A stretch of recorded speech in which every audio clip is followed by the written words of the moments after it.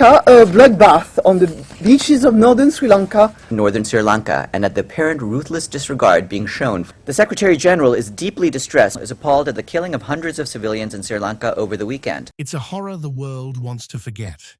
It is probably one of the UN's most public and clear failures. It is a horror massacre of tens of thousands. 17 years on, justice remains to be served. May 18th is the Tamil Genocide Remembrance Day for many, but what exactly happened?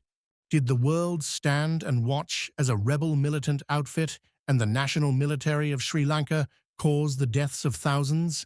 Helicopter gunships and warplanes attacked suspected Tamil Tiger strongpoints in northern Sri Lanka on Monday. The Secretary General is deeply concerned by the continued use of heavy weapons in this situation. The reckless disrespect shown by the Liberation Tigers of Tamil Eelam for the safety of civilians has led to thousands of people remaining trapped in the area. Craft hit two positions of the LTTE at Iranamadu, just south of the political capital of Kilinochchi, which fell to government forces earlier this month. Lankan forces went all out, using Mi-24 helicopter gunships and fighter jets, making precision air assaults.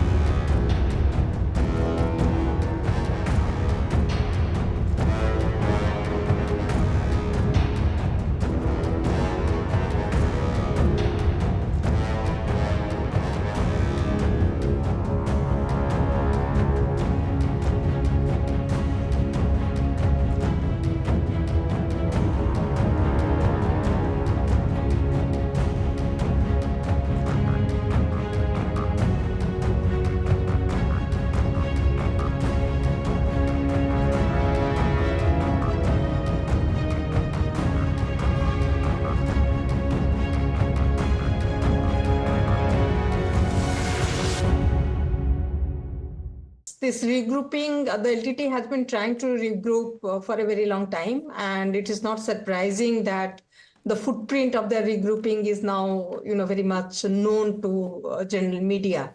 But obviously, this has been tried. They have been very strong presence both in Canada and UK, where most of the money for the LTT comes from. And as you already presented and said that they have linkages with the drug mafia in Pakistan. That is also does not come as a surprise, because in the past, the LTT has been funded by its expatriate groups living in various countries, especially the rich European and other Western countries, as well as from the drug money.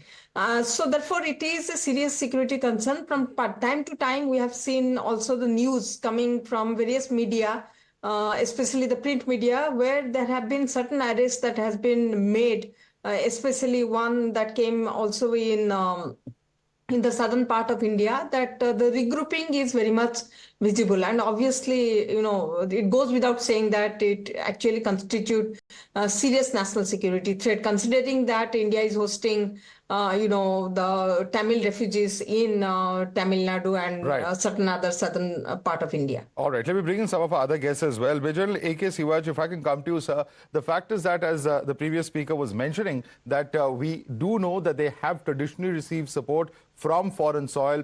There are certain European countries, there is Canada and some other countries where their supporters have been gathered. But the fact that they're trying to regroup in itself is a very, very important activity. And are trying their funding through all of these illegal activities. The big question, though, is that what role or in what form will this regrouping, if at all it happens, and how really India can counter it are important questions at this point of time. Yeah, Madhav, no doubt. See, as far as LTT is concerned, it is trying to regroup, and maximum money is coming from the foreign countries, especially from Canada and other European countries.